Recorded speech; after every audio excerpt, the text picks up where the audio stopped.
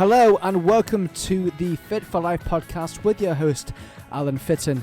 In this podcast, I will be covering fitness-related subjects and my experiences to do with nutrition, building muscle and weight loss to name a few, and how, above all, to keep fit for life.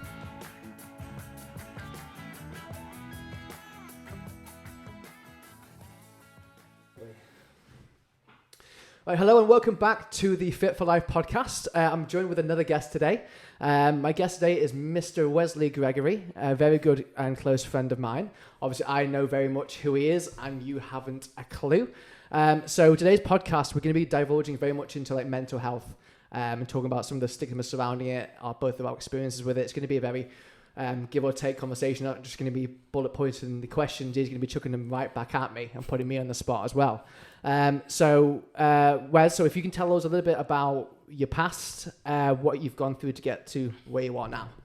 So, obviously, Al's introduced me. I'm Wesley Gregory. I work in mental health. Previous to that, I was a support worker, and that's sort of in that industry. I worked with autism, mental health, learning disability, and it was mental health that seemed to really sort of stick out with me and made me ask a lot of questions. And I know like people dear to me had suffered with mental health. I didn't really know much about it. So I ended up going for a job at one of the local hospitals, ended up getting it, and I've worked my way up to a nursing position. So that's sort of my story about mental health. I've been through some sort of things myself. Like I said, I've had friends as well who've gone through it, and we're going to be discussing all these sort of topics today about it. Fabulous, thank you, mate. So obviously you got your nursing, you finished nursing this year, didn't you? So I did, yeah. Big congrats on that. So that was a massive achievement for you. Yeah. It's been a long time coming, that, hasn't it? So why mental health? Mental health for me, I mean, it's just so prevalent in today's society, isn't it? I mean, we all suffer with it. Yourself, me, my friends, my family, celebrities. There's more people coming forward. There's I'm a big UFC fan. Love Paddy the Baddy. Yeah. He's like, isn't he? What he went through before his last fight. Can't imagine to go through that. It's just so there's just so much of it. Working in the industry myself and seeing obviously the amount of people that need the help, the support coming into that. It's just massively in abundance at the moment. And I think, especially with like everything that's going on at the moment, you're talking about people worrying about paying the bills, all of this stuff, it just impacts on people's mental health. I think COVID massively, all those poor nurses who've been, it's just, massive part of my life, and I'm just very passionate about it.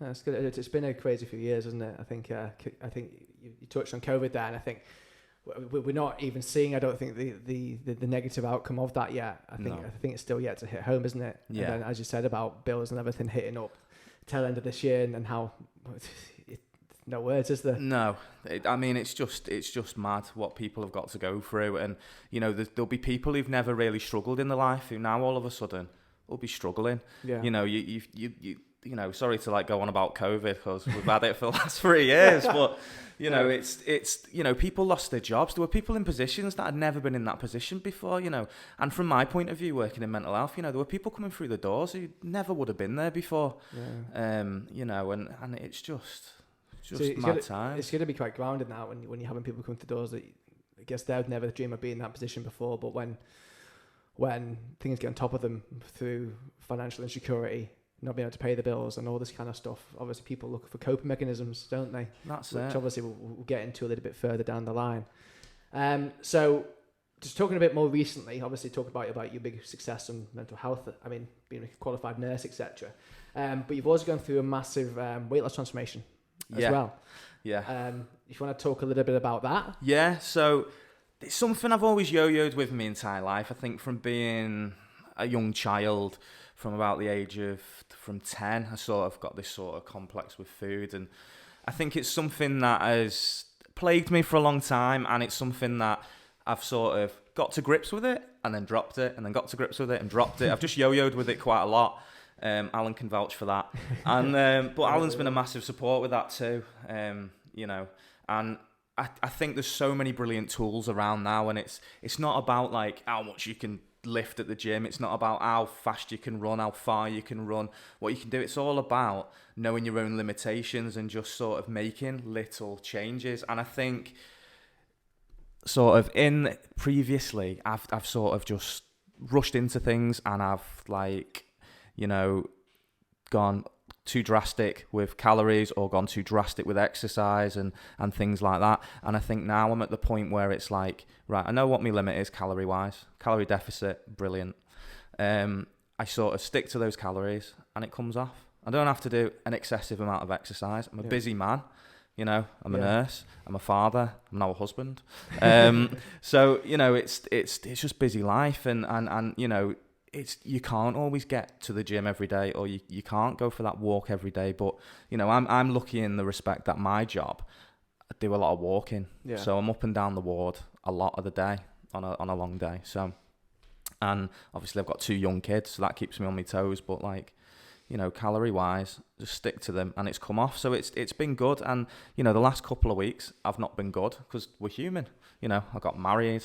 It was my daughter's birthday. It was my birthday, you know, and, you know, you're not just going to go, well, I'm going to stick to my calories every single day, regimented for the rest of my life, because you'd just be miserable. Yeah. Like literally miserable is, you know, it's true. You know, you've got to live life. You've got to enjoy things, and, you know, yeah, it's great to stick things. But I've noticed in the 2.5 weeks that I've sort of not really been following my calorie deficit. Yeah. I've not put much on.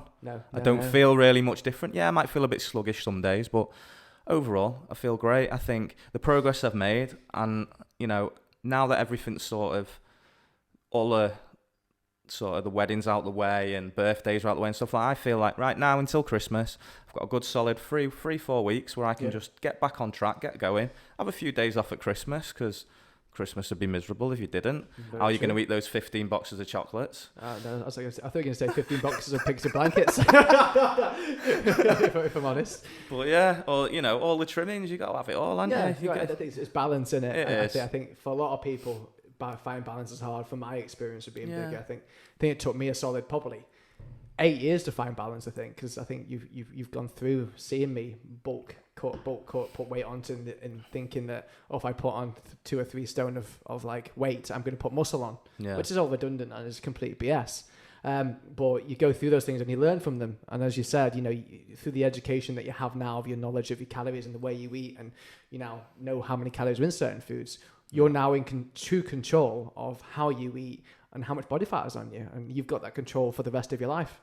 Definitely. And you can pull that in and taper that in if and when you want. And I think it's empowering. Yeah, and as well, I think it's like people seem to think like, oh, you're on a calorie deficit, you can't eat this and you can't eat that. And the true thing is, you can eat anything you want. That's the beauty of it. Yeah. You're in control. And I think when people are on a diet, they lose that element of control, because like, oh, I can't eat that because it's X amount of, won't quote other places, but you know, I can't eat this because it's so many points, or I can't do that. Whereas this, I can eat what I want, but there's a consequence. If I want to go and smash, I don't know, a nice fried chicken place, you know, without naming anything, you know, I know, oh, that's X amount of calories, so I might just hold out. I might just cut down my breakfast today. I might just have a minimal lunch, you know, and it's just about that. So you can enjoy those nice things. You can have those nice days off, you know. Yeah. It's the same, like I was, you know, to go back to the walking and stuff. Some days I might do 15,000 steps. Some days I might do like 5,000. But overall, if it adds up at the end of the week, job done. Exactly. So. Exactly. Oh. So thinking about so now talking to a bit of a mental health perspective. So thinking now to when you're bigger, obviously a few months ago, to where you are now. How do you feel within yourself? A lot better. I mean, it was interesting because literally just before we started doing this, my watch told me your heart rate's dropped. Oh, you said this. Yeah. So you know that you know, so just in such as, you know, I've been doing it for about 3-4 months now. So in that time, my heart rate's decreased, resting. Yeah. It's decreased when exercising, which is massive. You know, it's dropped 20 beats, which is brilliant. Do you know what I mean? And I think, you know, it's little things like that. It's like I've noticed I've got more energy. You know, I'm sort of able to do things for longer. My concentration's better. It's like everything. You just feel better overall. I mean, don't get me wrong. You know, I'm still going on this journey, and it's a lifelong journey. You know what I mean? And I'm gonna fluctuate and go, but overall, feel a lot better. A lot more knowledgeable now. I don't feel like, oh, I have to stare at my phone and look at every single thing and see how many calories in it, because I've started to learn roughly what's in most things. So now I don't feel as pressured to log everything. Some people like that. Some people like to log and know every little detail. I mean, I was like that in the beginning, but now I've got a better understanding. And it's just like, I'd probably only go back to that if I was sort of feeling like, oh, I'm going off track now and I need to know what I'm putting in. Yeah, just reel it in a little bit. But I think once you get that general knowledge basis of it. But yeah, I think, like, you know, for anyone, just make those little changes, see the results. And it's not all about what you weigh. It's how you look, how you feel in your clothes. You might be like, oh, I'm on the scales and I weigh the same, or I weigh half a pound more. But then your t-shirt that you're wearing feels looser. You know, so it's all about not just the weight, the number. It's about, like, you know, how you feel, how you look. That's the most important thing. Do you know what I mean? So no. You hit the nail. And as you just said, I think fitness there's no end goal, is there? No. You're only fit for the whole of your life. So I think it's an ever improving, adapting, changing thing that you work towards. And then, you know, when you get a set goal, it can be just hard to sustain that goal, as well as obviously getting from A to B. But making sure that you've got routines and habits in your life so you can sustain those goals forever, which is the education you've got now, which is important. As I said about logging, I think everyone has to go through that little process of logging to educate them so that they realize, and then you don't have to log forever. I think a lot of people, when they first get into weight loss, think, I need to be using my fitness pal for the rest of my life. Yeah. No one wants to do that. No. But it is, as you just like it's told here, it's a small little area you've got to go through just to learn and educate. Then once you've got that knowledge, you're free. You've got that freedom and you're in true control. So yeah, that's cool. So we're going to hop a bit more into depth, a bit more about mental health now. So, you yourself, you had a friend who struggled severely with mental health, and took his own life. He did. So first of all, are you comfortable opening up about that? I think the whole point of mental health is to open up. I think we as men don't, and I think to talk about my friend, what happened, is a good thing to do, because this might be relevant to you. There might be someone around you who needs that help. You might not see it. They might be the life and soul of the party. They might not show anything. So sort of, we'll get to the story now. So I had a friend, and a very successful fella, really intelligent man as well. He was a vet. And he had his own personal struggles in life. He was involved in a house fire, where he had like severe burns, and you know, luckily he was okay. And from that point, that's where like the mental health was sort of evident within him, and that caused further problems with him. And his marriage broke down, and from that, we'd been childhood friends. So through the whole of high school, me and him were thick and thin. I was always getting him into trouble all the time. He was like the dead clever lad who knew the answers to everything. And I, you know, not that I'm stupid or anything, but you know, I was nowhere near on the same level as him. But I used to drag him in all the trouble I could. Yeah, all the time. Yeah, we're thick as thieves. Though, yeah, that's school. And you know, so as life goes on, we sort of you drift apart, but you know who your true friends are in life, because it doesn't matter how long apart you spend. The second you meet up, it's like yesterday. Do you know what I mean? Yeah. It's like the day before even. But yeah, so anyway, to get back to the story, so you know, we'd sort of rekindled our friendship. He was going through a bad time, and you know, I knew that he suffered with depression. He was quite open and honest about that, to be honest, and we sort of met up a few times. We went out, just had coffees, had chats and things like that. And, you know, from my point of view, it was sort of tough, because working in mental health as a nurse, you've got like your mental health nurse head on. And then at the same time, he's your mate. Yeah. So you don't want to be like sort of treating him as a patient, but he's your mate. So, you know, you're looking out for him. But then there's also going to be little things that you recognise and see yourself in there because of your profession. So because of my profession, I probed him a little bit. So I talked to him, and I was like, you know, so he said like, you know, I don't feel like I can, you know, carry on with my veterinary because what's happened and so on and so forth. And I was like, well, what do you want to do? So he was talking about cryptocurrency and blowing my mind over that. I had no idea what was going on, but I just smiled and nodded, and you know what I mean, and you know, remained interested, you know, because he seemed really passionate about it. But to me, that stated that he had future plans. This is what I'm going to do. You know, this isn't going right in my life right now. My marriage is, you know, down the pan and this, that, and the other. But, you know, I've got these future plans. You know, I'm living with my dad, which isn't ideal. But, you know, once I get a bit of money behind me and I've invested in this and, you know, I get my own place, I get back on my feet. And, you know, there was nothing in my mind that made me think he's gonna do something to himself. There was nothing. There was nothing there. No. The only thing that made me think was not long before he took his own life, he sent me a message.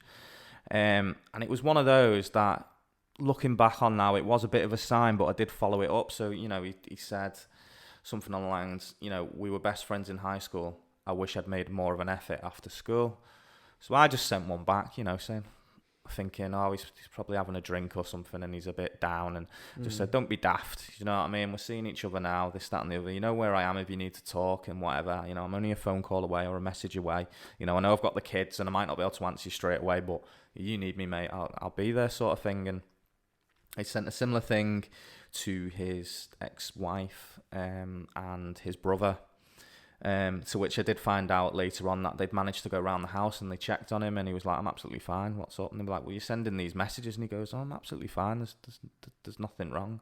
Right. And then the next day is when he took his own life, which was really hard to take. I think no one saw it coming because and for me, like, his wife was sort of blaming herself because of the divorce, and she was thinking it was down to that, and the brother was thinking his dad was like, I should have seen the signs. And I was like, look, I said, when someone's got that idea in their head, and I know this from working in, you know, this sort of sector, when someone's got that idea in their head, it's a split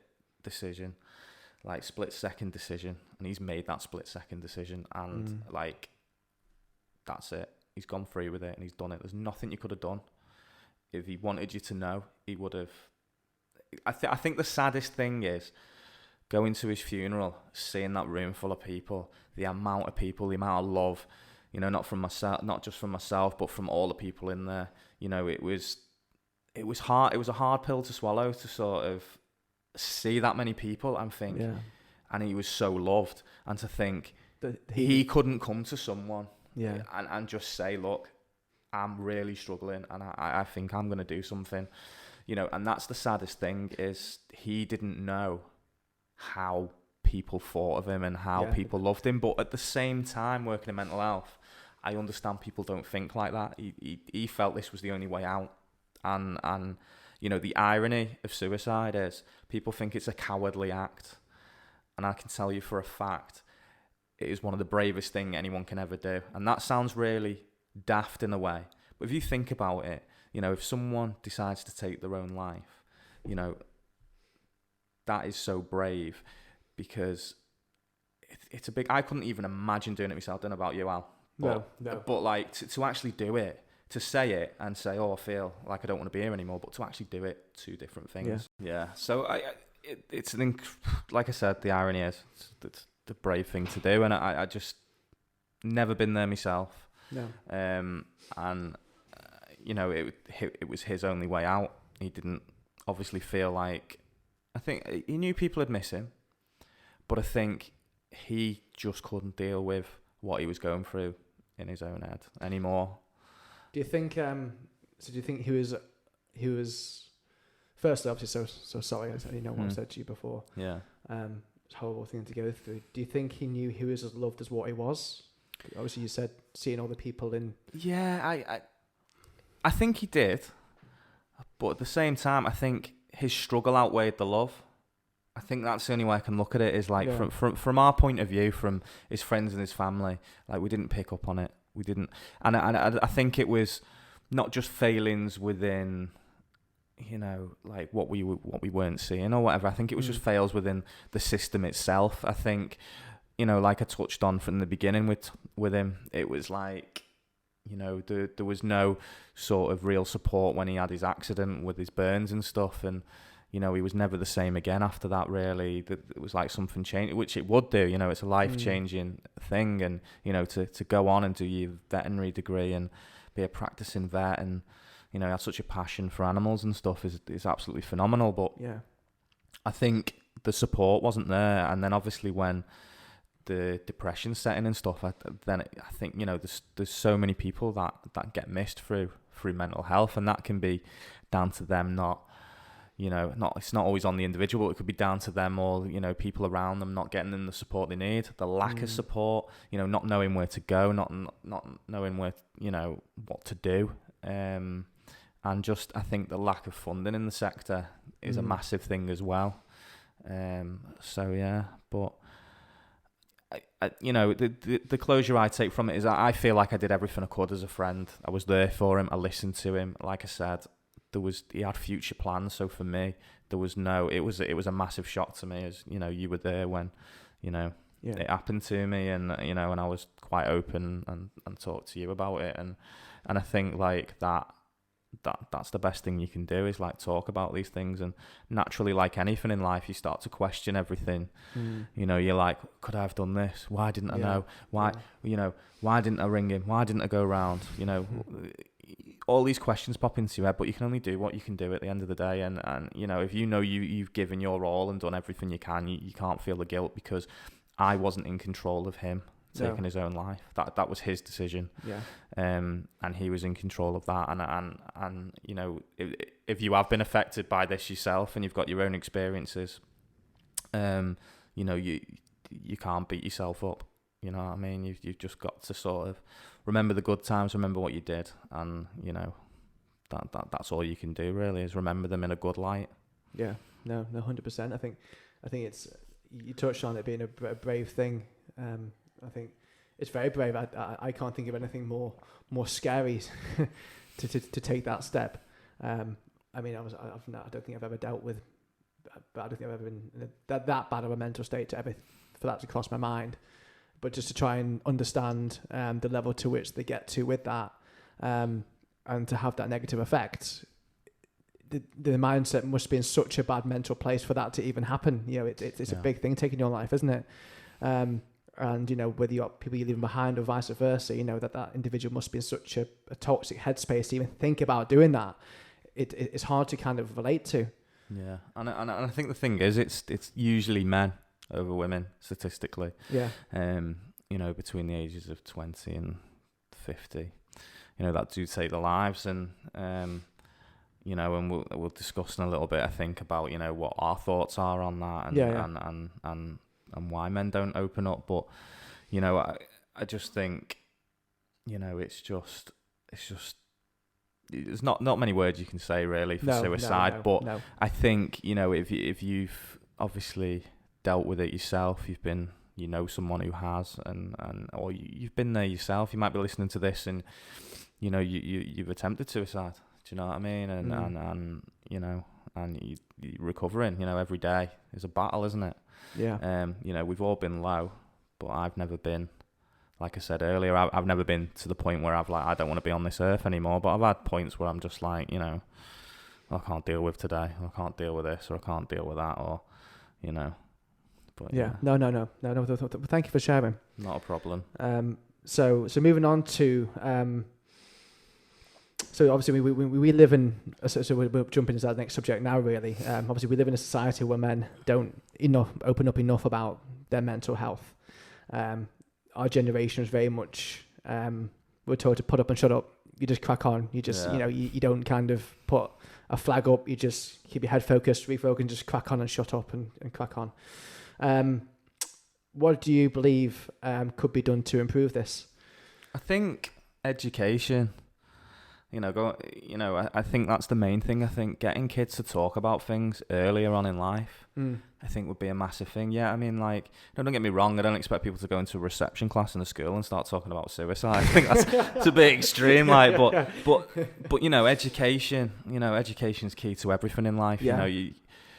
Social media. There's like rings of kids self-harming, you know, it all needs to be stamped out, you know, and things like that. I think, but I truly do believe education at an early age, you know, discussing these things, you know, what is anxiety, what is depression, you know, what are, you know, suicidal thoughts and ideations, you know, these conversations needs to happen, you know, and kids need to be educated, you know, just as, you know, sex education, you know, do you know what I mean? Just as important, isn't it? Yeah. Yeah. And like I said, you know, we touched on really early on this, you know, mental health is a massive big thing at the moment, you know, in everything. And, you know, so, you know, starting from the early ages, I think, you know, that could be done better. Yeah. As opposed to like, you know, adults suffering with mental health. I think it's all on an individual sort of basis, isn't it? You know, I'm quite a confident person and open. I've learned that over the years. I wasn't so much like that when I was younger. I was very closed book and didn't really share things. But, you know, as I've grown older, I've realised, you know, just to talk about something just makes you feel better if you're unsure. And I think there's that stigma as men where we don't do that because we take the piss out of each other. Like, you know, we all know our mates, and we know which ones you know, if you act like, you know, like Al across the table, like, you know, if I have a serious problem in life, I know I can chat to him, you know, and I've got other friends who are the same. But then, you know, you've all got those mates who are just never grow up. And, you know, if you were to tell them, like, I've got this going on in my life, they'd probably laugh at you. And, you know, they wouldn't take it seriously. And I think men have that fear of not being taken seriously or made fun of because of how they feel or what they do. And that might not help. So it might be like, you know, the people you surround yourself with. But, you know, I think I've always found it easier to talk to people I don't know than people I do as well. Yeah. Which I think is a massive thing because, like, you know, people who are close to you have an opinion and have feelings and this, that, and the other for you. A stranger doesn't know you. I'm not saying rock up to your local park and start telling your life story and how you want to off yourself. To go to Spa and speak to Cow on the till. Yeah. Or Larry at the park. Yeah. Feeding the pigeons. But you know, I think it's just talking. The easiest thing in the world. You know, some people it's hard. Some people really find it hard to just. But even writing. Yeah. Writing how you feel. Yeah. Write on a piece of paper. You know, anything. Yeah. Just communicating it in any way, shape or form. I think there's not enough support out there as well, like groups wise. I mean, there's loads of brilliant charities and things like that. But that, you know, it's not enough. And you know, like I touched on with COVID and, you know, bills and stuff like that, things are only getting worse. I mean, like suicides are cropping up more and more in our local area. Yeah. And things like that. You're reading more and more of that happening. And I just think, you know, it's not something you can just chuck money at either.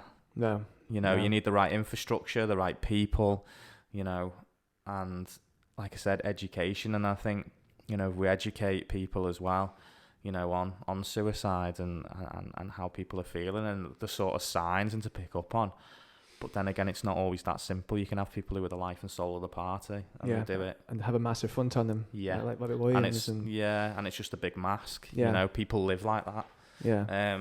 So it is a really tough one because you can never truly tell, but you just hope that, you know, people have the courage to be able to let people know that they feel that way, to get the help and support they need in that way. Yeah, no, quite right. I was going to ask you a question then, but it's gone. Completely gone. You touched briefly on funding as well in the NHS and stuff. And you feel like it's very undervalued and very underfunded. Yeah. I know you've spoken a little bit about that in the past. But as you said, you know, double-edged sword of that, you can't just chuck money at things, something expected to blossom and grow. You got to put the investment in the right places so then you get the support that you need.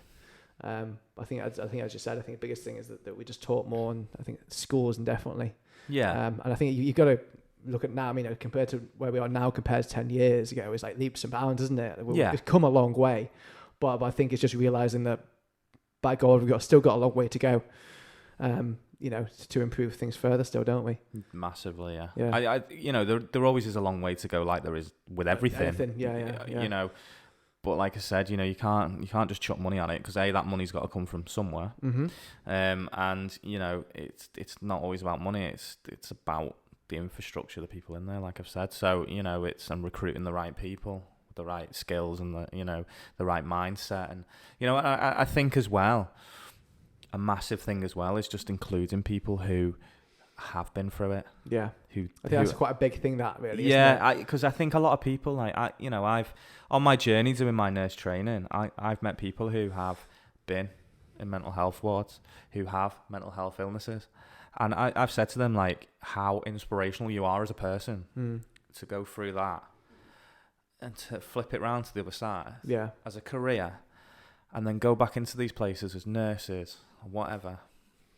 Social workers, nurses, trained professionals within this industry of mental health, and inspire the young people who are going into mental health services to say, I was you.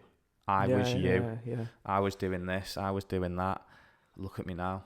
I'm nursing you. Like, what an inspiration. I think we need more of that. Yeah, I think you're right. Yeah, I really think we do, because there's a lot of stigma attached to mental health. There's a lot of sort of stigma attached to certain illnesses through lack of education, or just from people saying things about them. So, I think that's a massive thing, and I think including people who've been through things, either through volunteering or, if they're well enough to be able to put themselves through the pressures of a degree and do that, like, all the admiration in the world for them, because I think, like, it's incredible, isn't it? That's what we need more of. Yeah, and that's it. There's that relatability with the people in there, and it can give someone an arm to think, if you can do that, I can do that. Yeah, you know what I mean? And it's kind of exactly. Like, and I think and that sort of links into you and what you do, because you've been a big fella.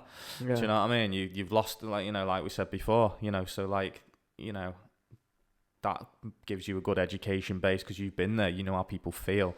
You've not always been a fit lad who's a PT. Do you know what I mean? And it's a similar sort of thing to that. It's what I'm saying. Do you know what I mean? Relatability, isn't it? Yeah, exactly. So important. Oh, cool. So jumping into now, we're going to hop into passion. So what is your biggest passion in life, whether that be fitness or non-fitness related or mental health related? I think my biggest passion, obviously my family, a massive part of my life, aren't they? And like, everything I do is for them, and for myself. The career I've chosen, what I do, what I do in my life is down to them. The fact that I've decided to lose weight and stuff is not just purely because of me. No. It's because of them, because I want to be able to do things with my kids. I want to be able to run around and not be out of breath. I want to be able to, go on those roller coasters and not be too big for, all the little things, you know what I mean? Because if you don't control it affects your life. Do you know what I mean? So that's probably my biggest passion, like, ultimately. But then probably, like, just nipping in underneath would be footy. Massive Liverpool fan. Absolutely love Liverpool. Yeah. If I can get to the match, I will, which is not very often, to be honest, because the amount it costs these days. But and gaming, always been a massive gamer. Are you into gaming here? Yeah, just a little bit. Just a little bit. Just a little bit. Yeah. And gaming's my escapism. Like, because you can just go anywhere, do anything. You can do simulation, you can do fantasy, you can do whatever. Just do your own thing and get lost in a story. And like, as Alan's found out when he's come around when I've been playing certain games, it is just he's sort of gobsmacked how much games have moved on. They're just so good. They're like mini films that you're interacting with. It's mental, isn't it? But I think quite an important thing that you basically touched on there that we didn't plan to talk about is escapism. Yeah. I think definitely when you're going through a mental struggle or anything like that, it's important that you look after, number one, and look after yourself. And I think having an escape is very important, whether that be you playing a game for a couple of hours, or like the trauma I went through earlier this year that we'll go into in a little bit. My escapism was going to a cinema, because I could go into four walls, turn my phone off, shut life out, and be like completely switched off for an hour and a half, 2 hours. And having that escape, whether it be going to the cinema, playing a game, going for a walk, having a coffee with a friend, listen to an audiobook. So it's important that people have that escape. I don't think a lot of people put enough emphasis on having that in everyday life, going out and having a half-hour walk to switch off. Because of what we've covered here, like stresses, financial burdens, COVID, all the above. Yeah. You get it hammered through social media now on our phones, like all the freaking time. Social media like on all the time. You got your news, your pressures, your stresses of life, your family, your work. We don't ever really switch off enough, and the mind can only take so much until it pops. So I think you've hit it nail on the head there. It doesn't matter what your passion's amazing. It's important that people do have a passion, because that is your escapism and your escape from life. Yeah, and I think that's how you identify as your individual. Yeah. As well, isn't it? It's like, what you do in your spare time, and I think, like, when you were going through what you went through, I always said to you, make sure you do something for you. Make sure you get that time. I know you just want to get in there and help and do everything you can, but you need to make sure, like, you pull yourself out every now and again. Give yourself that day off. You know what I mean? And and it is massively important. And I know. Unfortunately, not everyone's got that luxury where they can do that. Some people work 24/7, 365. Kids, single mums, single dads. Or whatever. And I know not everything is feasible, but when you can, if you can, just to have that little bit of time to yourself, even if it's that glass of wine at the end of the night when the kids are gone to bed, or whatever it is, whatever that moment is for you, watching that really boring episode of Corrie, or whatever it is, make sure you do it. Not a dig at Corrie there at all. No, Corrie, no.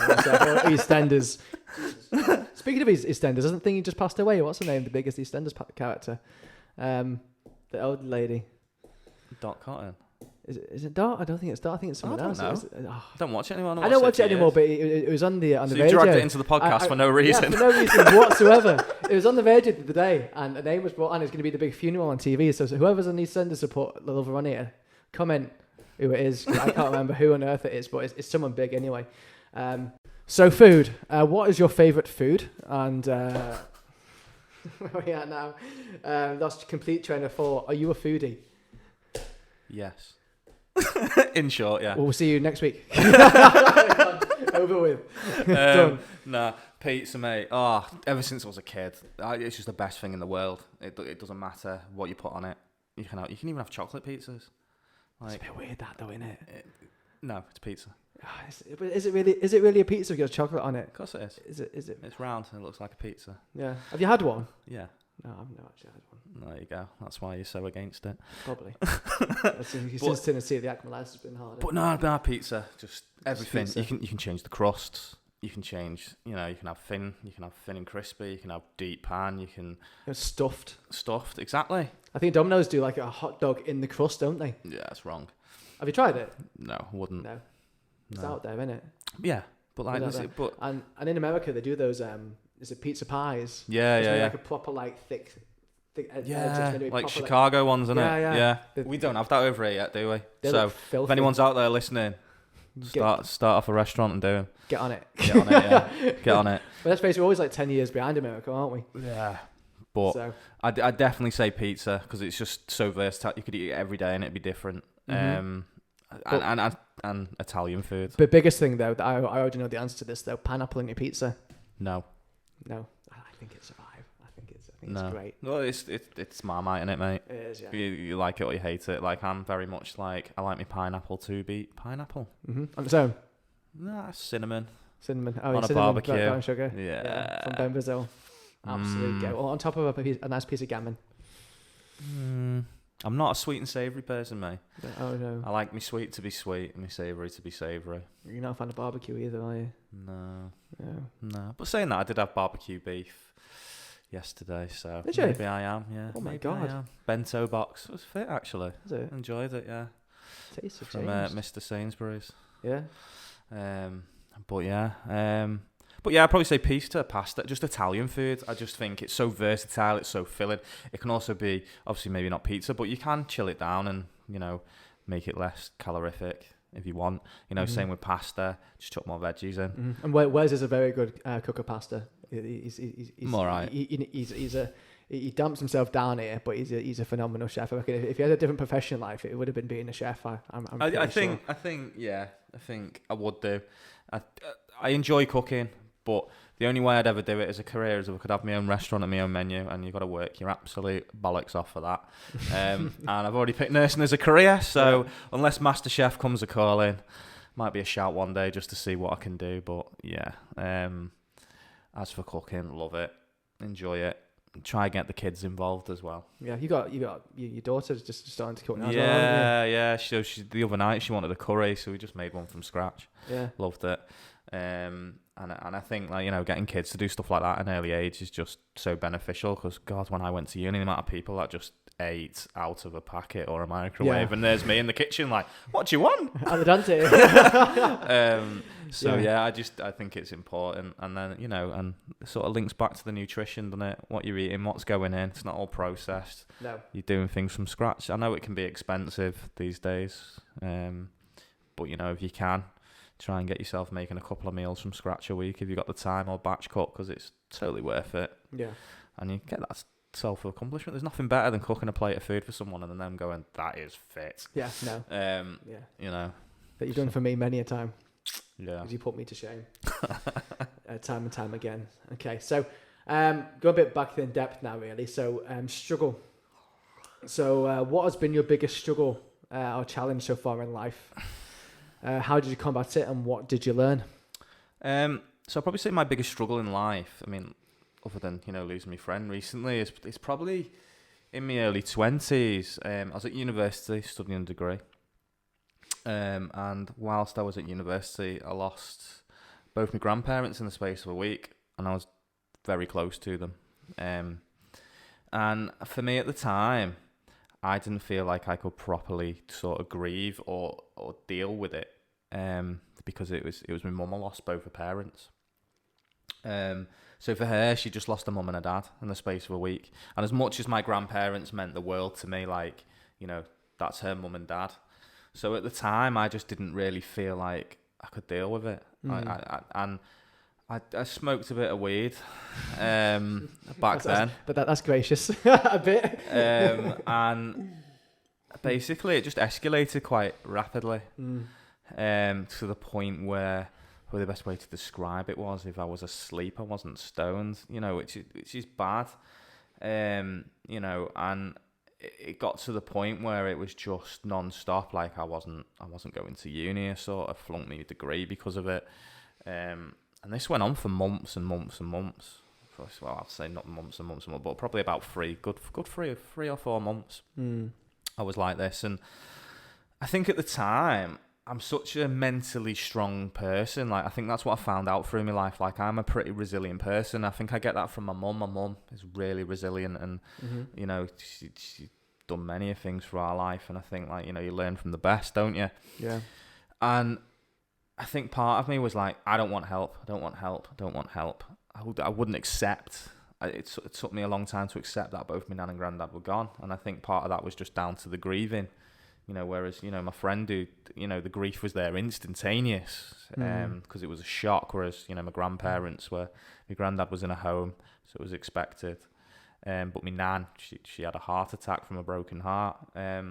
So I think, like, that it was a bit of a shock factor with my nan, because I wasn't expecting my nan to go so soon after my granddad. But during that time, I'm not really an emotional person. I don't really cry. And that's not because I don't want to cry. I just find it difficult to cry. And I'd not dealt with the grief. And then one day I just sort of went out to the woods. So we lived in the middle of nowhere, and I just went out and I just screamed as loud as I could. I just let all this raw emotion that I've been building for months and months and months, that I've been suppressing. Some people use alcohol, other drugs as a suppressant, and it doesn't do you any favors in the long run. If anything, it's just delaying the inevitable. And if you don't deal with the inevitable, if that's grief, depression, whatever it is, then it's just going to eat you up, and can sort of link into what happened to my friend. And I just feel really sort of gracious that I had a good group of friends, that all did what I did, taking drugs and things like that, but they were really supportive. And I had that breakdown in the woods. I rang my mum. I was in tears, and I was dead honest with my mum, and I was like, I've probably messed up my degree. Nan and granddad are gone. I'm never going to see them again. I was crying. It was just a massive relief. And then from that point, I was like, right, I've dealt with this now. I've dealt with this struggle that I've had for months, where I just couldn't let my emotion out. And now I'm like, I've got a drug problem. So it was like, how do I deal with this drug problem? Yeah. Do I do this? Do I do that? So I was like, no, it's down to me. Like, I'm in control of me. So rather than just go, not touching it ever again, and just cutting it off, because it's like anything, you can't just go, no. Cold turkey, yeah. Because it'll just eat you alive. I just cut down, slowly but surely, to the point where I think I was like smoking a joint over the space of like 4 or 5 days. Christ. And like literally my last joint, I remember it because I was like every day, like every few hours, I'd just go and then dock it. And then I remember just looking at it and going, what am I doing? Like, what am I doing? I'm there. Yeah. I've done it. Yeah. And I've not touched it for 12 years, 14 years. I can't remember. It's been that long, but I've not touched it. Not gone back to it. I've never touched it ever since. And I think like, you know, that was one of the biggest struggles in my life.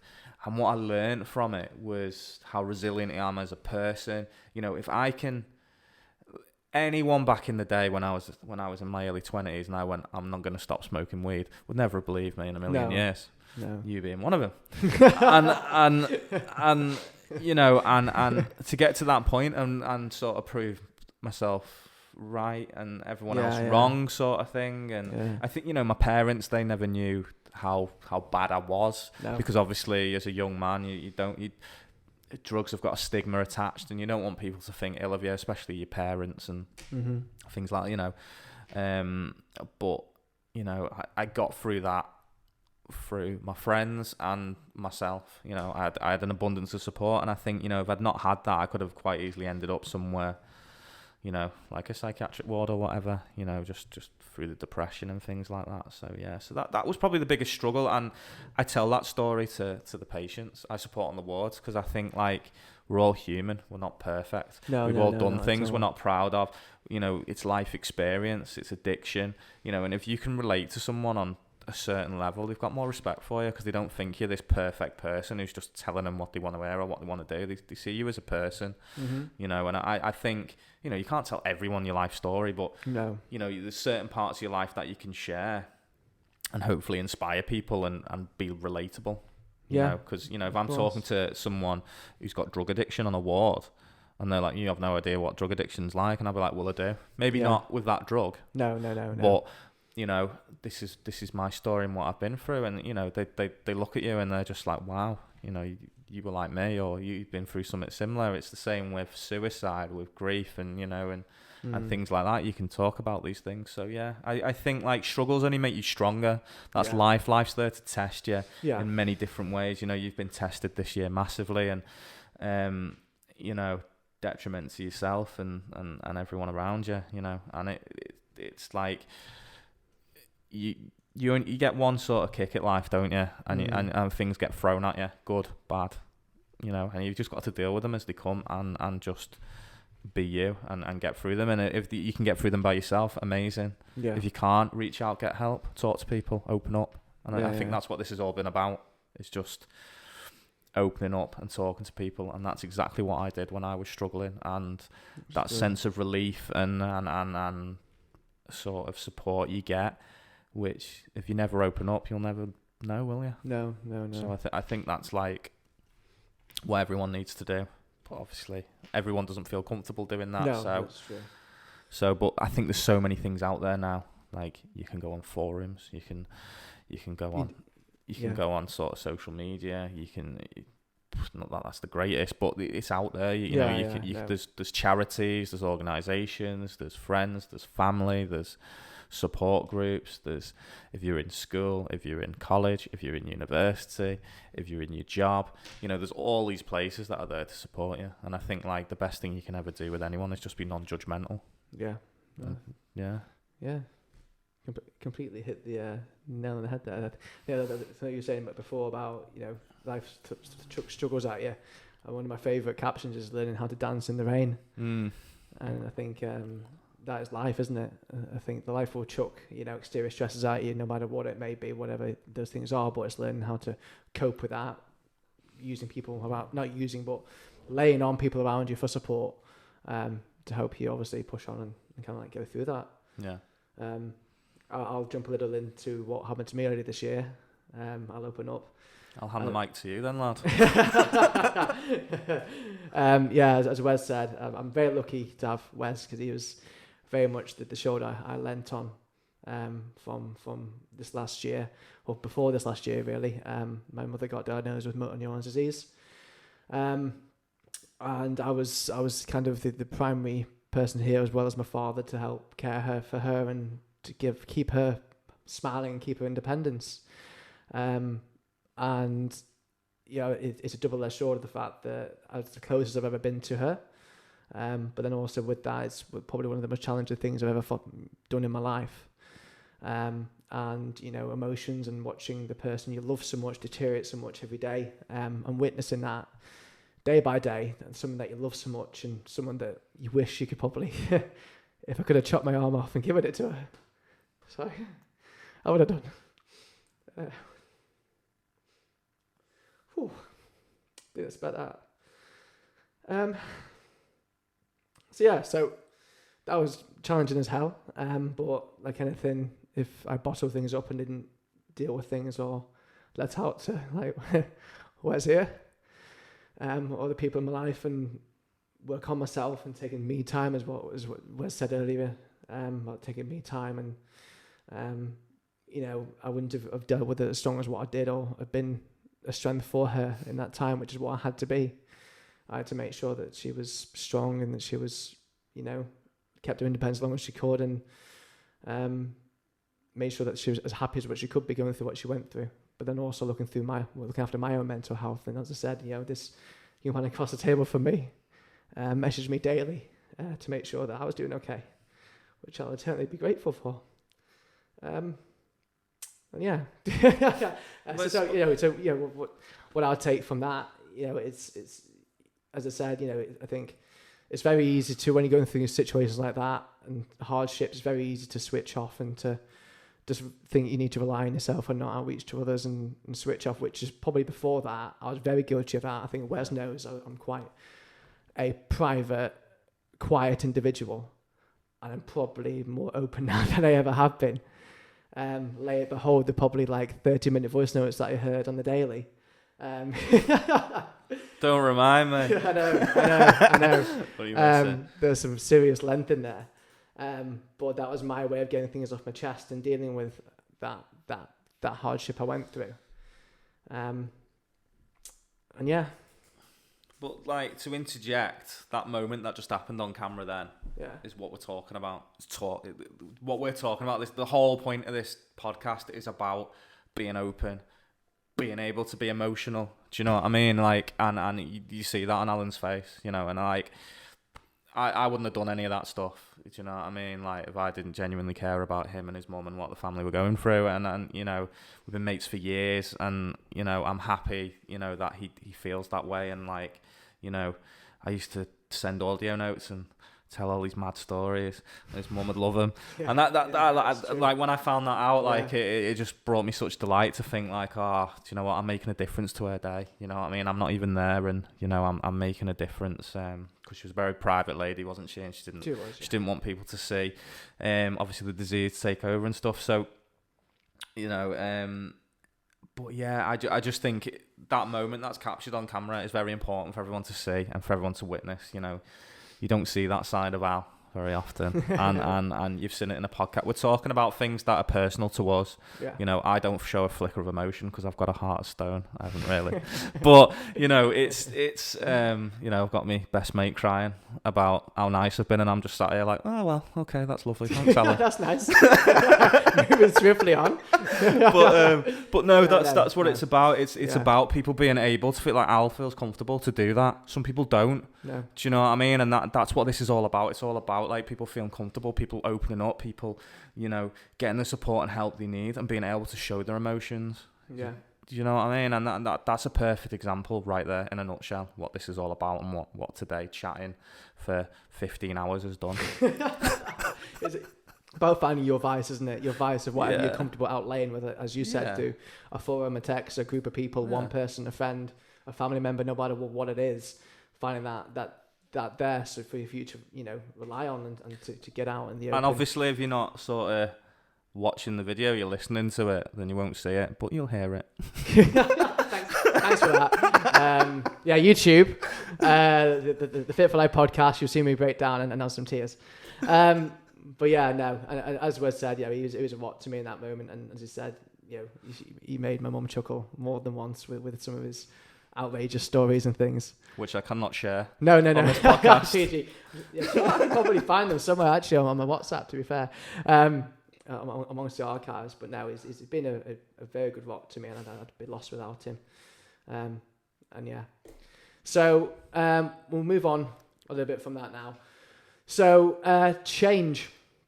So there's one thing that you could change within society to improve mental health. What would it be? Big question, isn't it? It's one thing. It's a gutsy one. One. I mean, I'm sure you could probably break out 20. Well, get rid of the Tories. There's one. Eruption. Podcast erupted. That's it.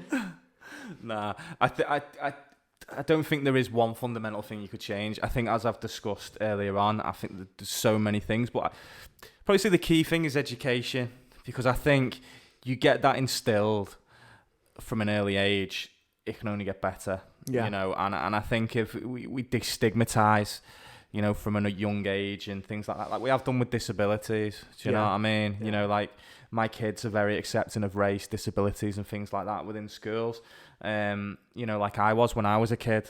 You know, we still see, you know, things not, you know, racism is still about, you know, mocking people's disabilities and not treating people the same. Yeah. And things like that. It still exists. Yeah. It's never, ever fully going to go away. In an ideal world, we'd love it all to, as well as mental health, we'd love it all to go away. But there's so many types of mental health, you know, anxiety, depression, personality disorder, schizophrenia, bipolar, you know, and then, you know, from personality disorder, you've got different types of personality disorder, different types of schizophrenia. There's just so much of it. And, you know, anxiety is a massive thing people suffer with daily these days. We all do.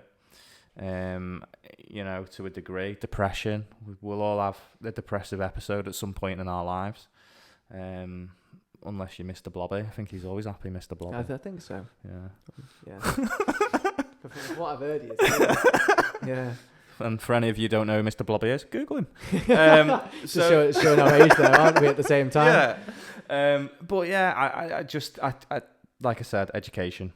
Yeah. I think that's the key thing. That's where everything starts from, isn't it? Yeah. I think you do it there, and it works from the ground up from that point. And the more things they just interject, I mean, there's a whole different rant and discussion episode is talking about our schooling system and things that should be more pushed in schooling systems and what should be more dictated to our children and brought up from the ground up. That's a different, but you know, getting it sorted from the ground up there is, you know, is I think necessity really. But interesting what you said also. I think I can definitely relate to what I've been through this past year. Like disability wise, I'd never really understood or worked with people with disabilities until obviously it affects your own life yourself, and you go through a loved one going through what my mother went through, and understanding that her, you know, want to try and keep her independence, and the reason why things are put there to help with independence and to help people live their lives still to the fullest that have disabilities. I think it made me kind of not like the word disabled and want to, you know, think the way it's branded, it shouldn't be shouting that, oh, you are disabled. I think it's quite negative things to say to people, really. It should be about enabling people. But anyway, I can get lost on that. So moving on. So we're getting towards the end now. We're getting towards wrapping up. So obviously looking at today as a whole, is there anything in today's episode that I didn't ask you that you wish that we went into that we didn't cover enough? It's hard to remember because I've been talking so much. I didn't notice. But that's what I love to do. I think we've pretty much hit everything, really. I mean, I've quite enjoyed today. I think it's been really good. I think, obviously, we'll see what people think. Yeah. And if they want more, I'm happy to do that again at some point. If there's anything people feel like they want answers for, or you know, if they've got any questions about mental health, I can do my best to sort of answer. But I think on the part, I mean, we've covered sort of why I do what I do. We've covered, you know, things that have happened to me personally, you know, people I've lost. We've sort of touched base on yourself and what you've been through. And I just think, like, I think if anything that I want people to sort of reflect on more than anything today is just talk. And I know we have sort of made it all about men, which men never do, to be honest. No. So that's a good point. But no, obviously this applies to everyone, no matter what obviously your gender is. I think, it's just talk, just be open, and get the support you need, and yeah, I just think it's Christmas. It's probably the worst time of year for this type of thing because it's, especially with the sort of social stresses going on in life at the moment, it's going to affect people's Christmases more than ever. Probably financially, do I buy presents or turn the heating on? Some people are going to have that decision. Do I eat or turn the heating on? Yeah. All these decisions, as well as the pressures of Christmas, having the perfect Christmas dinner. The kids going to school and going, I got this for Christmas. What did you get? Do you know what I mean? It's all that. Yeah. I mean, I always make a point of, I always get my kids something little and say it's from Santa. Because I think, I wouldn't want my child going to school and going, Santa got me a PlayStation 5. What did Santa get you? Oh, Santa got me a balloon.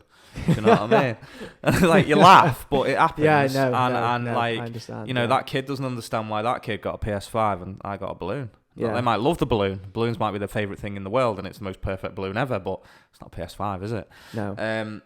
So I always make a point of that. And Christmas is never about the gifts, is it? It's about the people you're with, and remembering the people that aren't with us, and and sort of I think that's going to be your struggle this year, isn't it? But like I've said, I'm there for you. You've got your dad. You've got your friends and family and stuff like that, and I think anyone who is going to struggle this Christmas, it's about just being open with people, and if people know, then they won't think, so and so's being a dick, or so and so's a miserable bastard, or whatever. Did well to make this really PC up until now. But yeah, and I think that's the thing. People worry too much what people think about them, and I've learned in life, if you're open and honest and people know where you're at, there'll be days where I go to work and I'm something in me personal life's and I'm rah, you can just tell by my face because I wear my heart on my sleeve. Do you know what I mean? And can't hide my emotions very well. And I just think if you're open and honest and go, look, I've got this going on in my life today, so if I'm a bit ratty or a bit snappy or whatever, then that's why. Yeah. And then people have a rationale. They don't just think, Wes is being a dick because he's a dick. Yeah, no. It up levels people's understanding, doesn't it? Yeah, and I just think people are really struggling, and we've just got to come together as communities and things like that, and just support one another, and doing what you can to be there for your friends, your family. If anything I've learned this year is just do your best, live life to the fullest, and be happy. And if you've got people around you that are good to you, you want to keep them around you. You don't want to distance them. And we've all got friends, haven't we? You try and organise stuff with, and they go, I'm busy, or I'm not feeling well, or I'm not this, that, and the other. And my friend who took his own life was a bit like that. And I suppose one of my biggest regret is not just turning up on his doorstep and going, haha, you haven't got a choice. Yeah. And I think maybe that's something we didn't really discuss in the getting back to the actual question. Yeah. I think that's something, is those people who maybe don't come out, who do sort of hide away, or are always ill, or are always making excuses. Busy or do you know what I mean? Just sort of take them out of their comfort zone and just drop yourself on the doorstep and be like, I'm here. Just rock up. You can't escape. Just rock up with a crate and be like, I'm here. Yeah. Or whatever. Do you know what I mean? And just be like, what's going on? Yeah. Let's just tackle this head on. And that person might be absolutely fine, and it might just be the way they are. Yeah. They might be suffering, and you've picked up on it, and you might prevent something. So I think that's probably maybe the thing we sort of missed out on. And I think if there's people you worry about around you, just checking on them. Yeah. If it's a text, if it's plonking yourself in their physical space and getting in their face and going, how are you? Then do it. Yeah. Do you know what I mean? I think you hit the nail on the head there. I think it doesn't take 2 seconds to send a message to someone and just say, how are you? Yeah. But then I think a lot of people are just it's very stigma to be somebody just go, how are you? Oh yeah, I'm alright, how are you? Yeah. And then it's very almost it's just ricocheting the question back onto them rather than reassessing and actually going and opening up. Yeah. I think someone that on Instagram shared it a while ago, and he videoed himself sending someone a text saying, how are you? And they went, I'm okay, thanks, how are you? And he responded with, no, how are you? Yeah. Because, as I said, people don't really open up that easily, and sometimes diving that little bit deeper will make someone think, well, actually, I need to open up. Yeah.